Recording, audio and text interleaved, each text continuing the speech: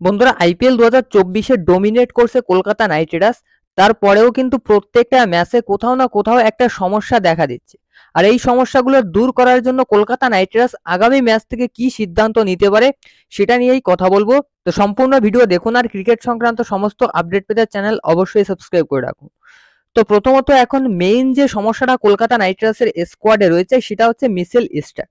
তো দেখো আমার মিচেল স্টার্ককে এখন সোশ্যাল মিডিয়াতে দেখলেই একটা কথা মনে হচ্ছে, ভাই তুই বাড়ি চলে যা, আইপিএল 2024 খেলা লাগবে না, কলকাতা নাইট রাইডার্স মিচেল স্টার্ককে ছাড়াই আইপিএল 2024-এর প্লে অফসে যাবে। এটাই আমার এখন হনেস্ট রিয়েকশন বেরিয়ে আসছে মন থেকে। তো আপনাদেরও মেবি এই কথাটাই বেরিয়ে আসছে, কেননা লাস্ট দুটো ম্যাচে মিচেল স্টার্কের পারফরমেন্সে কিন্তু প্রত্যেকটা ফ্যান হতাশ। কারণ তাকে যে হিসাবে 25 কোটি টাকা দিয়ে দলে নিয়েছে তার 5% পারফরমেন্সও এখনো পর্যন্ত মিচেল স্টার্ক দিতে পারেনি।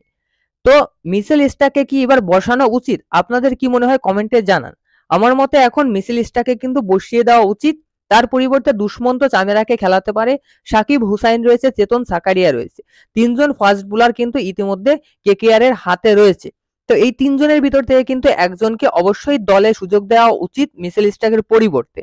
সেখানে যদি মিচেল স্টার্কের পরিবর্তে একজন ইন্ডিয়ান ফাস্ট বোলারকে খেলায়, যেমন চেতন সাকারিয়া রয়েছে, তারপর সাকিব হুসাইন রয়েছে, এই দুজন রয়েছে, যদি ইন্ডিয়ান পেসার খেলায় তাহলে কিন্তু সেখানে আরেকজন বিদেশি ব্যাটসম্যান খেলাতে পারবে। কার পরিবর্তে ব্যাটসম্যান খেলাবে সেটাও বলছি। তবে মিচেল স্টার্ককে কিন্তু এবার একটা দুটো ম্যাচে অন্তত রেস্ট দেওয়া উচিত। সে কিন্তু তার ফর্মে নেই। প্রত্যেকটা ম্যাচেই আপনারা দেখতে পাচ্ছেন মিচেল স্টার্কের জন্যই কিন্তু ম্যাচটা কলকাতা নাইট রাইডার্স খুব কষ্টে জিতছে। গত ম্যাচটার কথাই ভাবুন, আরসিবির বিরুদ্ধে, এই ম্যাচটায় যদি মিচেল স্টার্ক 55 রান না দিত তাহলে কিন্তু কেকেআর সহজে ম্যাচটা জিততে পারতো। এতটা টাইট ম্যাচ হতো না, এতটা ক্লোজ যেত না। সেখানে মিচেল স্টার্ককে করণ শর্মার মতো বোলারও কিন্তু 6 মারছে। লাস্ট ওভারে করণ শর্মা, যে কিনা আরসিবির একজন স্পিনার, সেও কিন্তু মিচেল স্টার্ককে 3টে 6 মেরেছে। তো বুঝতে পারছেন মিচেল স্টার্ক কিন্তু পুরোই আউট অফ ফর্ম। এবার কিন্তু চেঞ্জ করা উচিত। সেখানে চামিরা অথবা চেতন সাকারিয়া অথবা সাকিব হুসাইন, তিনজনের যে কোনো একজনকে কিন্তু অবশ্যই ট্রাই করা উচিত। লেফট আর্মের পরিবর্তে লেফট আর্ম যদি ট্রাই করতে চায় সেখানে চেতন সাকারিয়াকে খেলাতে পারে। নেক্সট ভেঙ্কটেশ আয়ার। তো দেখো মিচেল স্টার্কের পরিবর্তে যদি একজন ইন্ডিয়ান ফাস্ট বোলার খেলায়, চেতন সাকারিয়া অথবা সাকিব হুসাইন, সেখানে একজন বিদেশি ব্যাটার খেলাতে পারবে। সেই বিদেশি ব্যাটারটা কিন্তু হতে পারে শার্ফেন রাদারফোর্ড। সেও কিন্তু দুর্দান্ত একজন ব্যাটার। অ্যাকচুয়ালি এই বছর কিন্তু ক্যারিবিয়ান ব্যাটাররা প্রত্যেকেই ভালো পারফরমেন্স করছে। রাসেল ভালো পারফরমেন্স করছে, সুনীল নারিন ভালো পারফরমেন্স করছে, তারপর নিকোলাস পুরান ভালো পারফরমেন্স করছে, শেপার্ড ভালো পারফরমেন্স করছে। সুতরাং ক্যারিবিয়ানরা কিন্তু এবার টোটালি ফর্মে আছে। তো সেখানে ভেঙ্কটেশ আয়ারের পরিবর্তে কিন্তু শার্ফেন রাদারফোর্ডকে একটা সুযোগ দিতে পারে। দিলে ভালো হয় আর কি, দেবে কিনা সেটা তো আর বলতে পারছি না, তবে এটা কিন্তু দেওয়া উচিত। কেননা মিচেল স্টার্ক খারাপ পারফরমেন্স করছে, তাকে বাইরে বের করে দিয়ে যদি একজন ইন্ডিয়ান ফাস্ট বোলার খেলায় চেতন সাকারিয়াকে, সেখানে কিন্তু একজন বিদেশি ব্যাটার খেলাতে পারবে। আর এই মুহূর্তে কিন্তু ভেঙ্কটেশ আয়ারও ফর্মে নেই। তো ভেঙ্কটেশ আয়ারের পরিবর্তে কিন্তু একজন বিদেশি ব্যাটসম্যান খেলাতে পারে। আরেকজন প্লেয়ারের সম্পর্কে বলবো, সে হচ্ছে অঙ্ক্রিশ রঘুবংশী।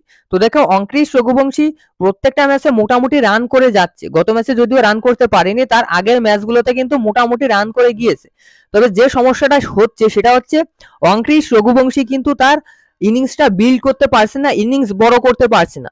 সেই কোথাও না কোথাও গিয়ে কিন্তু 30-এর ভিতর আটকে যাচ্ছে। একটা ম্যাচে ভালো করেছিল, তবে ম্যাক্সিমাম ম্যাচগুলোতেই কিন্তু 30-এর মধ্যেই আটকে যাচ্ছে। তো ইনিংস বড় করতে না পারলে কিন্তু পরবর্তী ব্যাটসম্যানদের উপর প্রেসার পড়ে, সেই প্রেসারটা কিন্তু কলকাতা নাইট রাইডার্সের উপরও পড়ছে। তো এখন একটা কথা, সেটা হচ্ছে অঙ্ক্রিশ রঘুবংশীর পরিবর্তে কাকে খেলানো যায়। দেখো মনীষ পান্ডের মতো এক্সপিরিয়েন্স ব্যাটার রয়েছে দলে, এখন এক্সপিরিয়েন্স প্লেয়ার দরকার। কেননা এরপরে আরো বড় বড় ম্যাচ বাকি রয়েছে। মুম্বাইয়ের বিরুদ্ধে দুটো ম্যাচ বাকি রয়েছে, প্লে অফসের ম্যাচগুলো খেলতে হবে, ফাইনাল খেলতে হবে। তো বড় বড় কয়েকটা ম্যাচ বাকি রয়েছে, সুতরাং এক্সপিরিয়েন্স ব্যাটারদের কিন্তু সুযোগ দেওয়া উচিত। তো সেখানে অঙ্ক্রিশ রঘুবংশী যদি ইনিংস বিল্ড করতে না পারে, তার পরিবর্তে কিন্তু অবশ্যই মনীষ পান্ডেকে একটা সুযোগ দেওয়া উচিত। তো এই বিষয়ে আপনাদের কি মতামত কমেন্টে জানাবেন।